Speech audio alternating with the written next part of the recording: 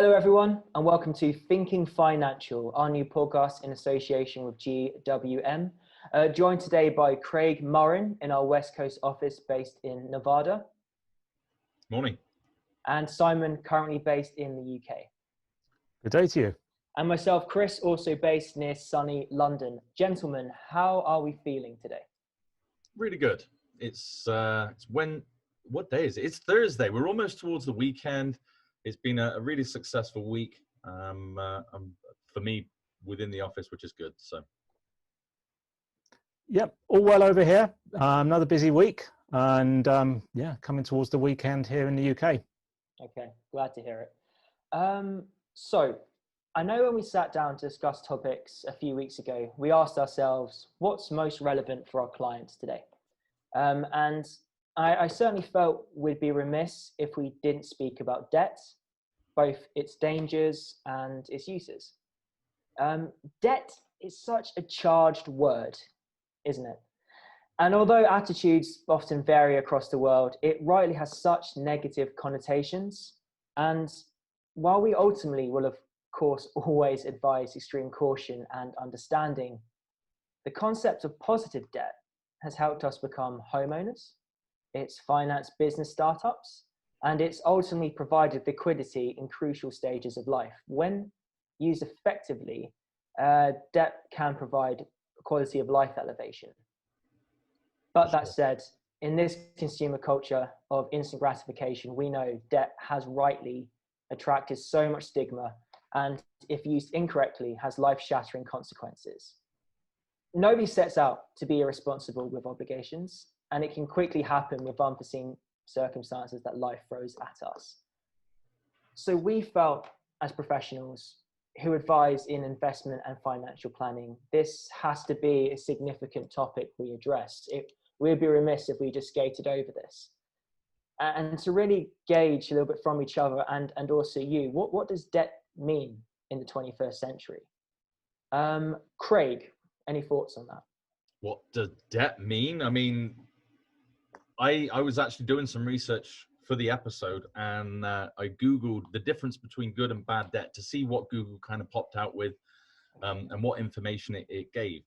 And what it said was good debt is defined as money owed for things that can help build wealth or increase income over time, such as student loans, mortgages, or business loans, which is common sense, right? Good debt is something that your house, you get a mortgage, you get a loan to buy your house, that's hopefully going to grow in value. So when you do sell the house, you've got some money in it.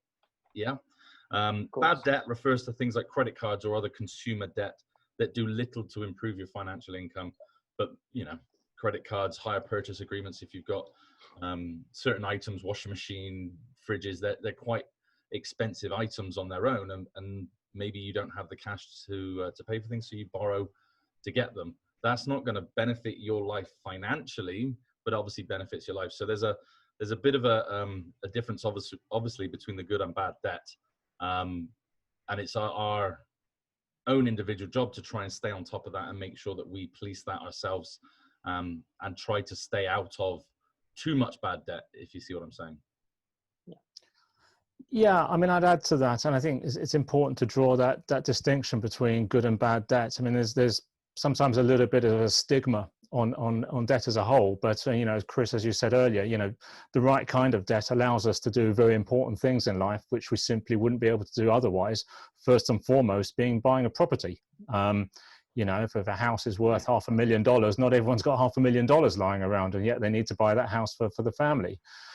And in terms of then how, the mortgage, as we call it, supports your financial planning, well, it actually becomes a tool to actually increase your wealth. We talk about leverage as a means of improving your wealth. And, once in an ideal world, the value of your property is increasing in value, then, your equity stake is increasing. And obviously there's a strategy with the bank to pay down that mortgage. So that's something that's manageable. And at a time like this anyway, where interest rates are so low, then it's unlikely to be too unwieldy a burden for people. The right kind of debt is not expensive at this time. So yeah, it's important to remove that stigma that can sometimes just be applied to the word debt. Just off the back of that, and a thought: what would you recommend someone paying off their mortgage to get their property? Because a big thing in the UK and as Brits, you know, and I think maybe it's just a human race, is that we were trained as young to pay off our mortgage, and you got your house, you're safe, you're sensible, it's there. But with interest rates so low, is it worth people paying off their mortgage sooner, or do you think it's maybe better to utilize that money doing something else, so you're not, although it's a good debt, you're not kind of trying to pay it down quicker?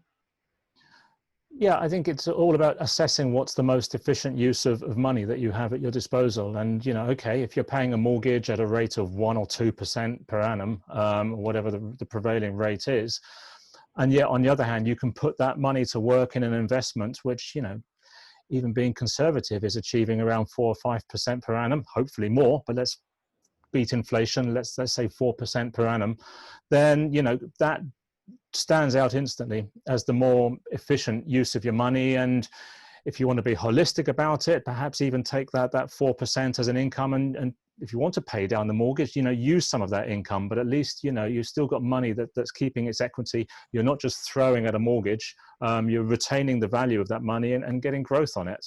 Yeah, no, I say the same thing. I mean, everybody is different. Everybody's got their own specific circumstances. So certainly look at your own state and see what works for you. But yeah, if your mortgage is 2% and you're getting 4% on an investment, then the science says maybe keep it in the investment rather than paying down the mortgage. But everyone's each to their own, I suppose.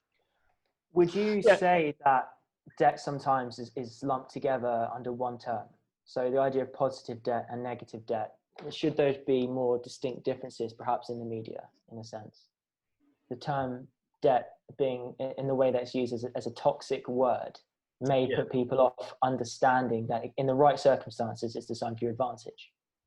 Yeah, I don't think people decipher between good and bad debt these days. I think once you have debt, and that's it. Everybody looks at it in a negative way, which isn't good, because it's not a bad thing to have some debt. You need to have debt to build up credit.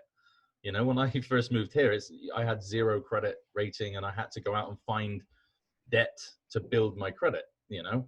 And it's not that difficult, as we all know, to go and find a credit card. Those companies love it when you apply. They will give you as much as you want and as quickly as you want. But which is not a good thing in many ways. Do you feel it's designed, the system, to become too easily engrossed in debt? Do you feel we're at a point now where it's such a slippery slope, and like I said, no one starts off planning to default on obligations, and when unexpected circumstances happen, you can easily resort to it, and then before you know it, it's unmanageable. Yeah. Do you feel it's too easy in this day and age? Very much too easy to get yourselves out of control debt. You know, credit cards, you can get $300 limit, $500 limit, 5,000, 10,000, upwards and upwards and upwards. And if your credit card limit is over what your salary is each month, then you're going to very, very quickly, I think, find yourself into a bit of a problem, unless you're trying to maintain that minimum balance and paying it off every month. And that's what I think causes issues for lots and lots of people. They're unable to pay down the minimum payments or pay off their credit card in full. So it increases because they're continually spending on it, because it is so easy to get hold of. Yeah, I mean, I was until recently working in a jurisdiction where the cost of living is high, and frankly, the banks don't help the situation in terms of, you know, people getting into these quite dark and deep holes. You know, when I was there, I would regularly receive phone calls out of the blue from banks telling me that I was one of their most valued customers, and therefore they would like to give me a free credit card with, you know, the equivalent of $20,000 to $30,000 limit on it.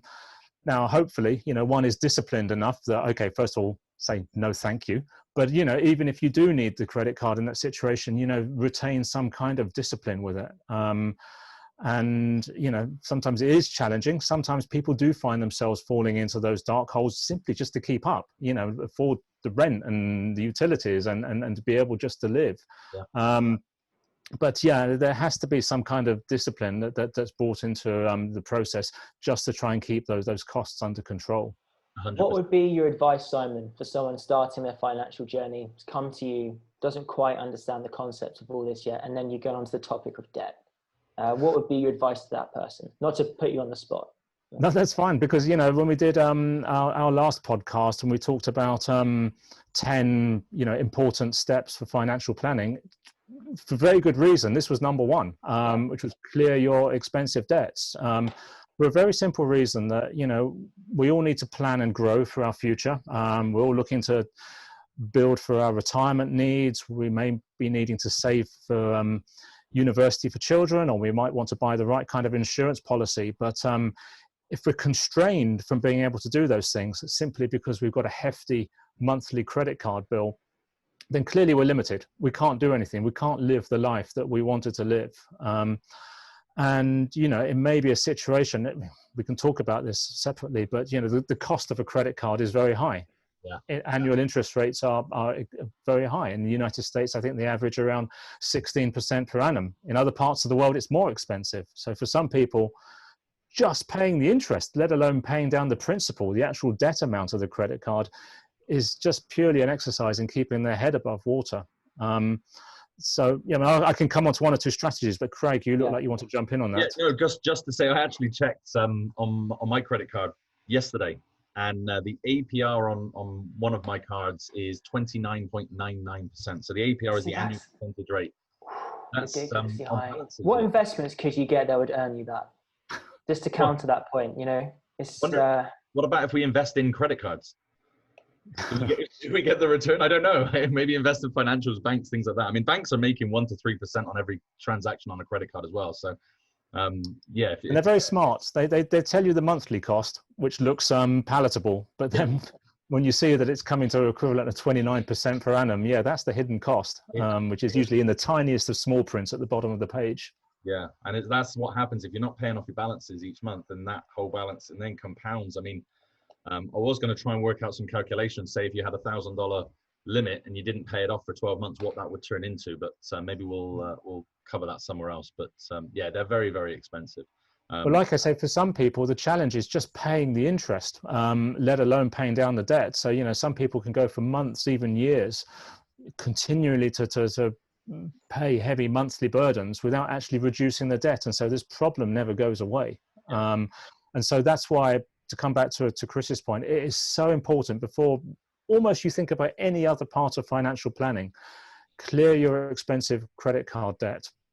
And we were talking and sort of thinking about 2 or 3 things that can be done to achieve that, because for some people it looks like a bit of a mountain to be climbed, but with the right strategy, it's like someone who does go and climb Mount Everest. They plan it and they do it step by step, but they do reach the top. And you can take a sort of similar ethic here. I would say the very first thing to do in order to achieve this is really understand what your monthly budget is. What are your cash flows? What are you spending every month? Capturing everything.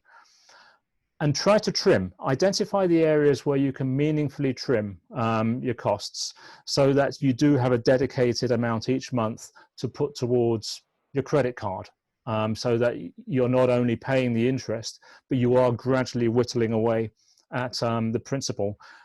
It might take time, but you will get there. And the more you're reducing the principal, the more you're lowering the interest costs. So you will actually accelerate as you get there. And identifying the problem sometimes is half the battle. Like this, not to get too much away from the podcast itself, but it's rarely too late ever in life. Least of all this, sometimes it can feel too late when there's a statement coming in and you don't quite know what it says, and it's easier just to ignore it. But if you tackle the problem, or you sit down with someone who can help you tackle the problem, it's in a few years from now, it could be completely solvable. So do yourself the justice, if you do find yourself in that situation, to tackle it early enough, because you may be a lot closer to being sorted out than you realize. Yeah, I'd agree on that. And basically it's try not to ignore the issue, try to handle it. And if you're unable to do it on your own, ask for help. The banks and the credit card companies, the institutions, everybody is out there. They want to get their money. They don't want you not to pay it. So they will actually work with you as much as they can to accommodate your willingness. If you're willing to pay it down, then they will work with you and try to work something out. Yeah, it's in their interests as well. Okay, it's not something they choose to do, but at the end of the day, they want their money back. They want to be paid. Better that than just a massive pile of non-performing loans that's stuck on their balance sheet. Yeah. No, I completely agree with that. There's there's a couple of other interesting avenues to explore in terms of paying down credit cards, particularly for people who do have multiple cards and, you know, have delinquencies on each and all of those cards. Couple of colorful terminologies to talk to the audience about, which is the avalanche and the snowball. Very simply, the avalanche, basically you look at, let's say you've got 5 credit cards with money owed on them. You arrange the numbers in terms of the most expensive card to the most cheap card in terms of interest cost. And while satisfying the minimum interest payment each month for each of those cards, weight as heavily as you can towards the most expensive card so that eventually you pay that one down first and then move on to the next most expensive card. And the beauty of that is over time, you cheapen your cost of debt. And each time you do actually complete payment on one of those credit cards, you're accelerating your ability to pay down the next card because you've suddenly got that firepower that can be thrown at that next card. So it's a nice way to sort of manage a flow of payments over multiple cards. That's the avalanche. On the other hand, the snowball, similar but different, where you arrange your cards from the smallest outstanding debt to the largest outstanding debt. And once again, pay the minimum amount for each of those cards, but concentrate most heavily at the outset on the smallest outstanding debt, so that when you've paid that one off, you then move on to the next smallest debt. And you know, the benefit of that is, once again, you've got the little victories, clearing one card, moving on to the next one, and then accelerating your ability with each card. So as I say, there are things that can be done that make an otherwise insurmountable problem look manageable and easy to get to the end of. And another good tip, once you are able to get your debts paid down, you can utilize a credit card to help build your credit by making sure you keep a small balance on the credit card, about 30% of your limit, making sure to pay off anything sort of higher or pay it off regularly. But also you can, if you do have 5 credit cards, you can use one credit card every 5 months, if you see what I'm saying, then just pay that one off, then start using the other one, because the way that the credit system works over here, they need to they need to see that you're using your credit so your credit gets better. So if you want to use one credit card, whatever you charge to it, you pay it off. The next month you move to the next card, so that every card is being utilized differently in different times. And because the way that the credit system works, I'm not too sure the algorithms obviously, but they can see you using one card, pay it off. That's a good thing. That's a tick. Then you move on to the next one, use that card, pay it off. That's another tick for your credit. And it takes, I think, about 3 months for them to realize that the first card hasn't been spent on in a while. Because if you don't spend on your credit cards, that's a negative on your credit file. So there's lots of tools, lots of ways that you can utilize credit cards once you're on top of the debt, and once you've managed to kind of pay that off and maintain some sense of normality with your cards. There are ways you can utilize them to really help boost your credit. So from that perspective, you know, obviously credit cards, we're not saying to people, don't have a credit card. You know, they clearly are important, particularly in this day and age. They bring so much convenience. They have the benefit from building your credit score, but there just needs to be a discipline and a management of how you look after them.